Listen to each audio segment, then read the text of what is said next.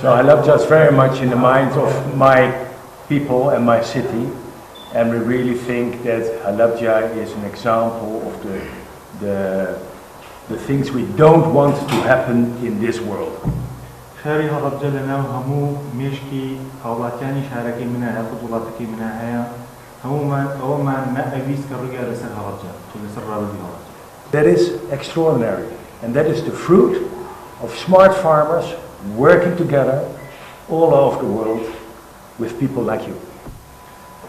هەموو ئەمانە بەهۆی کۆمەڵێک جوتیاری زیرەک و لێهاتووە ڕوویەوە و گەیشتن بەمە وەکو جوتیارەکانی لای ئێوە.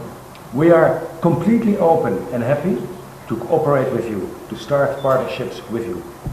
ئێمە زۆر خۆشحاڵە بین و زۆر ئامادەین کە ببین بە بەشێک لە ئێوە و یارەتی ئێوە بین. وتوێژومان کرد دەربارەی چۆنێتی هاوکاریکردنی بە ڕێزیان بۆ سنووری پارێزگاکەمان بۆ لە پێناو ڕوژانەوەی کەرتی بازرگانی و پیسازی لە ناوچەکەماندا و لە پێناو گەشەی ئابووری ناوچەکەماندا ئەوانیش کۆمەڵی ڕێنمونی باشیان بۆ ئێمە باس کرد و هاوکاری تەواوی توانیان نیشاندا کە بتوانین بە هەمومانەوە هەماهەنگ بین بۆی کارێکی باش بکەین لە پێناو هەڵەبجەدا بۆ گەشەکردنی هەڵەبجە بە تایبەتی ئێمە تەرکیزمان کرد لەسەر هەردوو کێرتی کشت و کاڵ و گەشتیاری لە پارێزگای هەڵەبجەدا